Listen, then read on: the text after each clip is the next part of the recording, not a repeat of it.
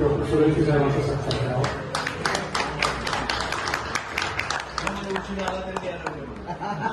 Suryavanshi sir, आपण आपलं मनोगत व्यक्त करावं 2 शब्द. थँक्यू.